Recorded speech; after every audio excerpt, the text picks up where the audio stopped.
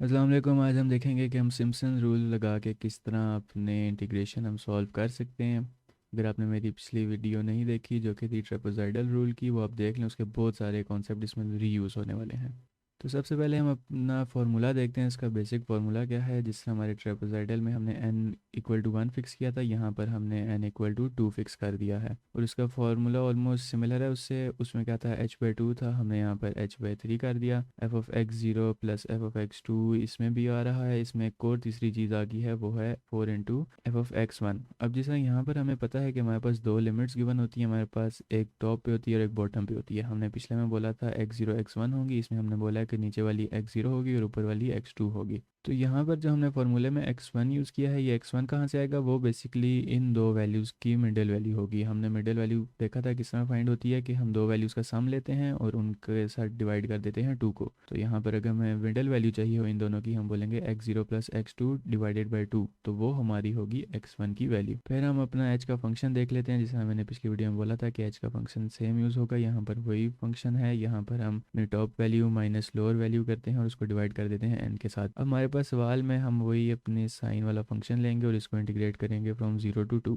हम सबसे पहले इसका एक्चुअल सोल्यूशन निकाल लेते हैं, जो मैंने पिछली वीडियो में निकाला था, ये सेम वही फाइंड हुआ है। फिर हम यहाँ पर अपने अप्रोक्सीमेट सोल्यूशन में हम अपना ये सिम्पसन्स रूल अप्लाई करेंगे। अब सबसे पहले आप ये वाली वैल्यूज़ देख लेंगे, वैल्यूज़ किस तरह लिखी हुई हैं। ये जो 1/3 मैंने लिखा हुआ है, ये 1/3 हमने इस h/3 लैदा कर दिया और इसमें से 1/3 हमने यहाँ पर लिख दिया है। और जो h की वैल्यू है वो हम यहाँ पर कैलकुलेट कर रहे हैं। हमारे पास टॉप पे वैल्यू थी 2, उसको हम माइनस किया हमारी लोअर वैल्यू के साथ जो कि थी 0, और हमने उसको डिवाइड कर दिया है n के साथ। तो ये हमारे पास h फाइंड हो गया। इसको हमने मल्टीप्लाई कर दिया 1/3 के साथ। इसको फिर हम अपने मल्टीप्लाई कर रहे हैं अपने मेन वैल्यूज़ के साथ। यहाँ पर हम f(x0) लेते हैं सबसे पहले, फिर हम लेते हैं f(x2). यहाँ पर हमारे पास x0 क्या था, 0, और x2 था 2, तो हमने वो वैल्यूज़ उधर डाली और फिर हमने 4 को मल्टीप्लाई कर दिया इन दोनों की मिडिल वैल्यू के साथ। तो x2 और x0 की जो मिडिल वैल्यू थी वो बन रही थी 1। जैसा यहाँ पर हमारे पास 2 और 0 है, हम 2 और 0 का सम लेंगे, इनको डिवाइड कर देंगे 2 के साथ, तो हमारे पास आता है 1। हमने हमारे पास मिडिल वैल्यू जो कि x1 थी वो होगी हमारे पास 1। अब हमने जब इसको सिंप्लीफाई किया, हमने f(x) जिसे हमने देखा था हमारा sin x है, हमने sin x लिया। उसको हम करेंगे, यहाँ पर भी sin 1 होना चाहिए, मैंने लिखा नहीं,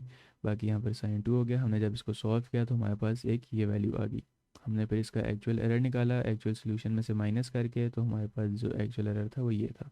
अब हम इस सिम्पसन रूल को बेहतर कर सकते हैं कंपोजिट सिम्पसन रूल लगा के, जिससे हमने अपने ट्रेपेज़ॉइडल को बेहतर किया था। इसमें भी सेम वही कॉन्सेप्ट यूज़ होने वाला है। अब हम करते क्या है, हमारे पास जो इनिशियल होती है फर्स्ट इंटरवल में हम इसको डिवाइड करेंगे। तो हमने डिवाइड करना अपने ट्रेपेज़ॉइडल वीडियो में देखा था, तो हम इसको दोबारा रिपीट नहीं करेंगे। हमने इसको दो वैल्यूज़ में डिवाइड कर दिया, एक हमारी ये वैल्यू बन रही थी और एक हमारी वैल्यू ये बन रही थी। अब क्या होगा कि हमारे पास ये जो दो डिफरेंट वैल्यूज़ आई हैं, इन दोनों वैल्यूज़ पे हम बारी बारी सिम्पसन रूल अप्लाई करेंगे। तो हम इस पे भी सिम्पसन रूल अप्लाई करेंगे और इस पे भी सिम्पसन रूल अप्लाई करेंगे। अब सिम्पसन रूल हमारे ट्रेपेज़ॉइडल से भी बड़ा है, तो इसी इक्वेशन पे हमें अगर हम बार बार सिम्पसन रूल लगाएं तो हमारे पास बहुत ज़्यादा टाइम कंज्यूम हो जाएगा। तो हम क्या करेंगे, हम एक अपनी जनरल फॉर्म यूज़ करेंगे जो कि मैंने यहाँ पर लिख दी हुई है। अब जनरल फॉर्म को मैं आपको एक्सप्लेन करके बताता हूँ कि इसको सॉल्व किस तरह करना है। तो आपके लेफ्ट साइड पे वही हो जाएगा h/3। हमारे पास यहाँ पर h बनता है 1 - 0 डिवाइडेड बाई n जो कि है 2।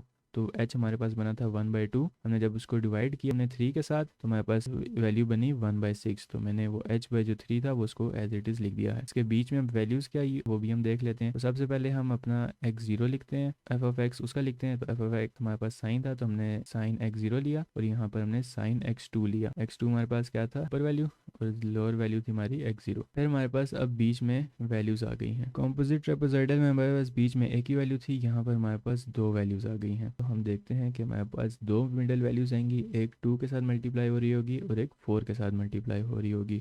2 के साथ कौन सी वैल्यूज़ मल्टीप्लाई हो रही हैं, जो हमारे पास मिडल वैल्यूज़ बनती हैं हमारे दो पार्ट्स के दरमियान जो वैल्यूज़ हैं।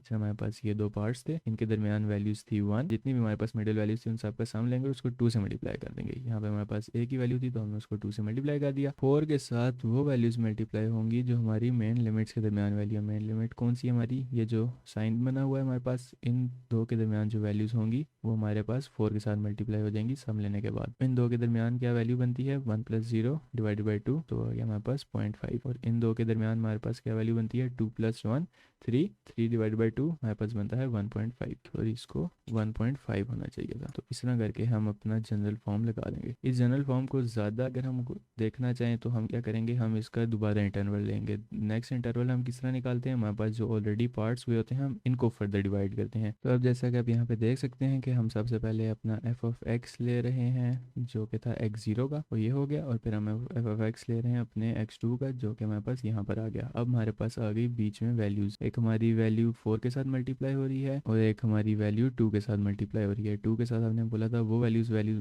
मल्टीप्लाई होंगी जो हमारे पूरे पार्ट्स के दरमियान वैल्यूज़ हैं। पार्ट्स के दरमियान क्या वैल्यूज़ थी, 0.5, एक है हमारे पास 1 और एक है हमारे पास 1.5। तो हमने उन सब का सम लिया और उसको मल्टीप्लाई कर दिया 2 के साथ। फिर हमारे पास जो लिमिट्स के दरमियान वैल्यूज़ थी वो कौन सी बनती हैं, वो बनेंगी इनके दरमियान वाली वैल्यू, इसके दरमियान वाली वैल्यू, इसके दरमियान और इसके दरमियान। तो 0.5 और 0 के दरमियान बनती है 0.25, वो हमने यहाँ पर लिख दी। 1 और 0.5 के दरमियान वाली बनती है 0.75, वो हमने इधर लिख दी।